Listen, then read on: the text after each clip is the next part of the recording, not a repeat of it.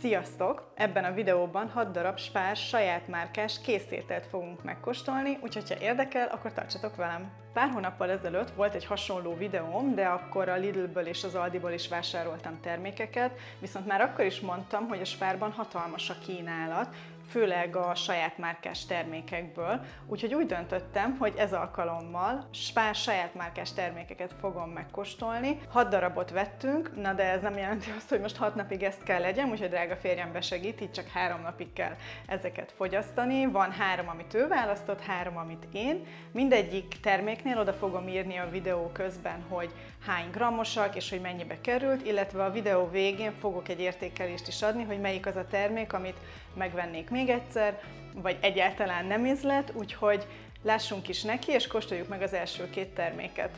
Az első 2 étel, amit megkóstolunk, az egyszer egy szecsuáni csirke csípősen rizssel, illetve egy tökfőzelék húsgolyókkal.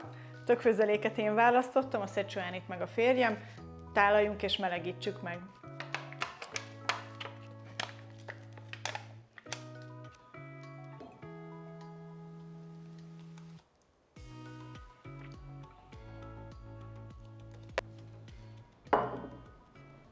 Kóstoljuk meg először a tökfőzeléket, amit én választottam. Illatra amúgy fantasztikus illata van, és amúgy így kinézetre is teljesen rendben van. Nézzük meg először csak a főzeléket.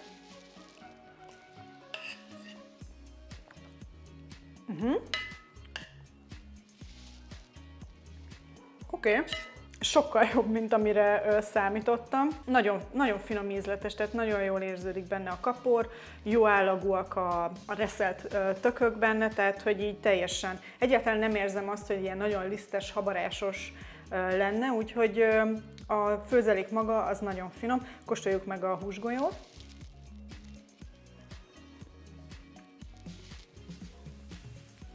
A húsgolyó benne az nem lesz a kedvencem. Kicsit szárazabbnak érzem, semmivel nem rosszabb amúgy, mint az ilyen Miralit húsgolyók, amiket lehet kapni, de mégis egy kicsit úgy szárazabb, mint amit úgy megszoktam. Ízben amúgy, megmondom őszintén, szerintem nem sok íze van.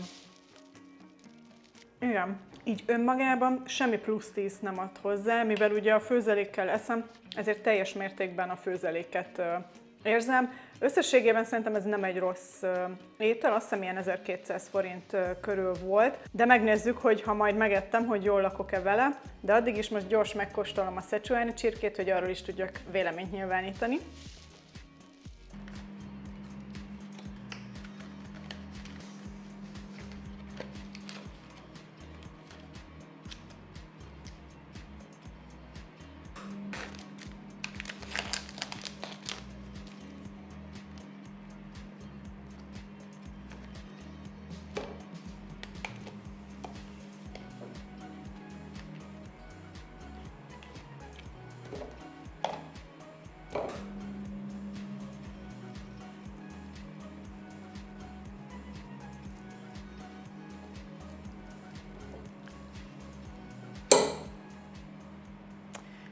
Na hát akkor lássuk. Megkóstolok először egy húsit. Ízre amúgy ilyen, hát nem is tudom, ilyen édes savanyú illata van. Tehát mármint, hogy ez az édes savanyú csirke illata van. Nem az, amire számítottam.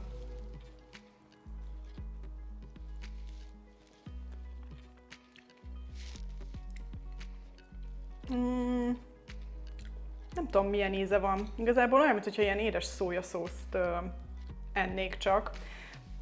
Meg lehet enni, de maga az ízvilág az nem az, amire az ember számít, hogyha a szecsuánit vesz. Amúgy a csirkének az állagával nincsen semmi probléma. Picit talán ugye a szárazabb oldalon van, amit ugye mondtam, hogy semmi szaft nincsen, úgyhogy nem csodálkozom, hogy száraz. Na de nézzük a rizset, vagy rizst. Ki hogy mondja, melyik részéről Magyarországnak érkezett.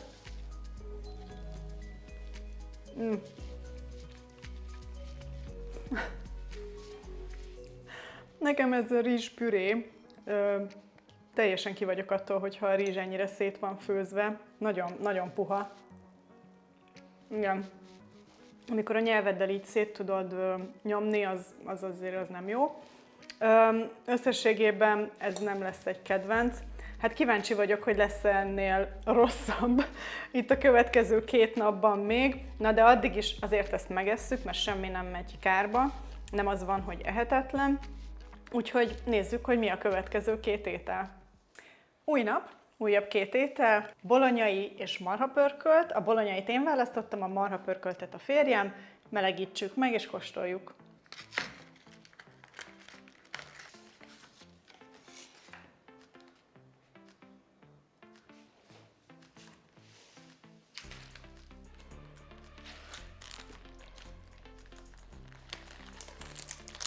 Na hát másodjára már sikerült talán megmelegíteni. Első ránézésre azt veszem észre, hogy száraznak tűnik. Tehát nem eresztett annyi szaftot a pörkölt, ami benne van, mint amire az ember ugye számítana.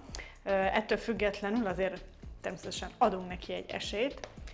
Közben próbálom úgy tartani, hogy ne égjen le a kezem. Szóval kóstoljuk meg a tarhonyát először.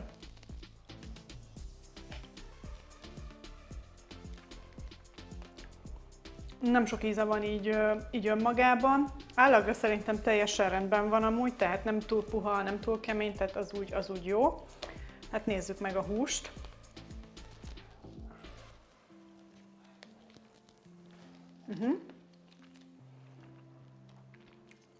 Omlósnak amúgy nagyon finom omlós a hús, viszont igen, száraz így ez az egész étel, tehát már most küzdök azzal, hogy lenyeljem. Tényleg kicsit sajnálom azt, hogy nem tudtak hozzárakni több szaftot, mert amúgy meg szerintem ez egy teljesen jó étel lenne. Egy picit talán sótlannak érzem, de inkább egy kicsit legyen valami sótlan, mint hogy túl sós. Az lesz itt is a kérdés, hogy jól lakunk-e vele, illetve hát a férjem jól fog-e lakni vele. Ez amúgy nagyobb adagnak tűnik, vagy olyan laktatóbb adagnak tűnik, mint a tegnapi, meg ez az egyik legdrágább étel a 6 közül, a marha miatt természetesen. Úgyhogy ezt adom is a férjemnek, és kóstolom a bolonyait.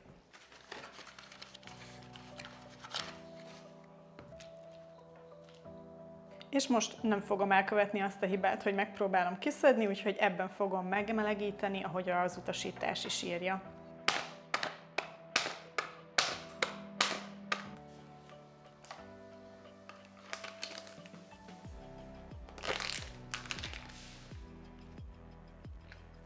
Mielőtt megkóstolom a bolonyait, még gyorsan a marhához szeretném hozzáfűzni, hogy a múltkori marha, amit ettünk, az azt hiszem amúgy krumplival volt, csak azzal összehasonlítva látszik, hogy az mennyivel szaftosabb volt, mint ez. Tehát, hogy ez tényleg száraz kategóriába számít. Na de elég a marháról. Kóstoljuk meg a bolonyait, aminek amúgy fantasztikus illata van. Nagyon jól átmelegedett, nem kellett kétszer melegíteni. Amit látok már, hogy amúgy szépen látszik benne a húsi, látszik benne a répa. Az egyik nagy kérdés, hogy ugye a tészta az mennyire lesz puha, vagy kemény, de inkább általában túl puha szokott lenni a tészta, na de kóstoljuk meg.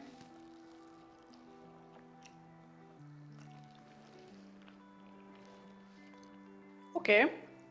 Nem rossz, egy picit talán erős benne a bazsalikom, az úgy nagyon dominál. Egy picit ezt is amúgy sótlannak mondanám, most nem tudom, hogy ez a napom ilyen, de valamiért ezt is egy kicsit inkább sótlannak gondolom. A tésztaállaga nem rossz, nem a kedvenc tésztaállagom, de azért figyelembe véve azt, hogy ebben a szószban áll már nem tudom mióta, ahhoz képest rendben van. Gazdagon van benne a hús, tehát hogy nem az van, hogy ez az ilyen paradicsomos tészta, ami néhol lát egy kis darált húsit. Úgyhogy ilyen szempontból ez egy pozitív csalódás, na de meglátjuk, hogy jól lakok-e vele végül, és hogy hova fog kerülni majd ugye az értékelésnél a 6 étel közül. Mindjárt jövök az utolsó 2 étellel. Utolsó nap, utolsó 2 étel. A mai napon egyszer lesz pásztortarhonya, illetve egy tárkonyos pulykaragú leves. A levest én választottam, a tarhonyát a férjem, melegítsük meg őket.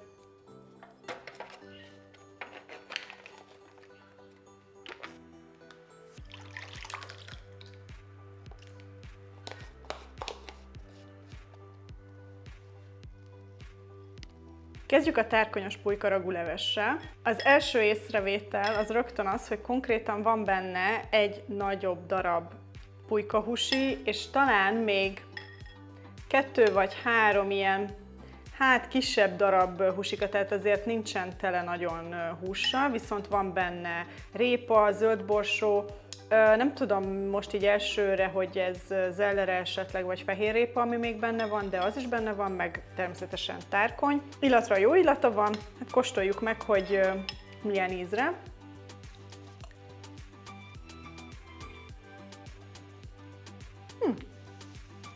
Nagyon finom, lehet, hogy le is ettem magam. Nagyon finom, ízletes leves, tényleg csak azt sajnálom, hogy azért egy picivel több husi úgy kerülhetett volna bele, és természetesen tudom, hogy én ezzel nem fogok jól lakni, viszont már úgy pont jól esik, hogy csak egy kis levest teszek, úgyhogy azért ezt figyelembe fogom venni, amikor eszem, úgyhogy ez a leves teljesen jó. Én is hasonlóképpen csinálom, eléggé sós számomra. Egyedül, amit mondtam, a husi mennyiség az, amit egy kicsit úgy keveslek, de amúgy meg teljesen rendben van ez a leves, úgyhogy meg fogom enni mindjárt, de először megkóstolom a pásztortarhonyát.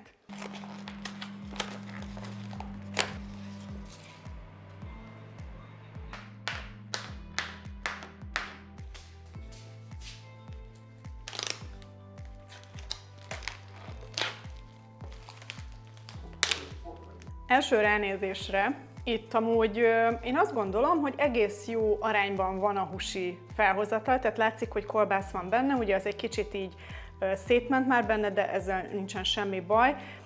Van benne nem túl sok krumpli, azért ennek is örülök, hogy nem az dominál, illetve ugye tarhonya, hát tudom, tegnap is ezt tettünk, most ez így alakult. Nézzük meg, hogy milyen a tarhonya állaga. Ennek már így sokkal jobb íze van, mint amúgy a tegnapinek, vagy inkább nem azt mondom, hogy jobb íze van, hanem ennek van íze.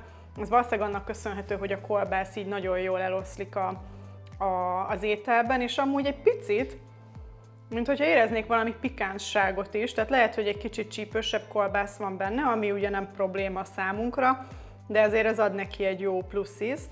Most megkóstolom csak a krumplit.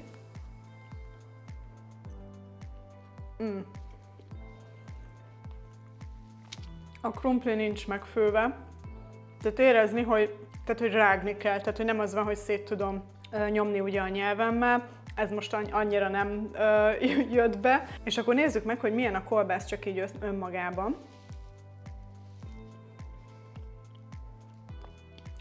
Ugyanaz az íz. Tehát összességében amúgy ez egy nagyon ízletes étel, tehát az kifejezetten tetszik, hogy kicsit csípős a kolbász, ami benne van.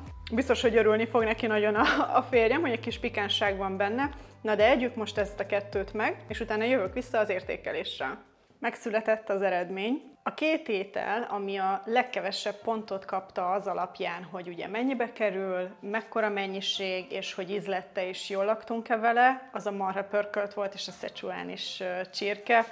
Nem lepődöm meg, hisz ugye a marha pörkölt volt az egyik legdrágább, tehát már alapban ugye kevés ponttal indult. Mind az íze is, illetve az, hogy jól laktunk-e vele, az alacsony pontszámot kapott. És a két étel, ami pedig a legjobb értékelést kapta, az a bolonyai és a pásztortarhonya. És a pásztortarhonya annak ellenére, hogy a krumplit ugye még keménynek értékeltük, az íze az nagyon jó volt, úgyhogy ez kompenzálta ezt egy kicsit. És a bolonyai az meg, ahogy mondtam is a kóstolásnál, az egy tényleg nagyon jó ízletes étel volt, tehát az egy olyasmi, amit hogyha megyünk a Spárba, és tudom, hogy a következő napokban nem fogok tudni főzni, akkor lehet, hogy veszek megint. De nektek melyik tetszett a legjobban, vagy kóstoltátok-e már bármelyiket, vagy van-e olyan Spár saját márkás étel, amit ajánlanátok szívesen? Kíváncsi vagyok, írjátok meg kommentben. Addig is, hogyha szeretnétek, hogy legyenek még hasonló videók, akkor megköszönöm, hogy lájkoljátok, ez egy nagyon jó visszajelzés a számomra, illetve hogyha nem szeretnétek lemaradni a következő videókról, ilyesmiről, vagy ugye főzős videókról, akkor mindenképpen iratkozzatok fel a csatornára. Találkozunk a következőben. Sziasztok!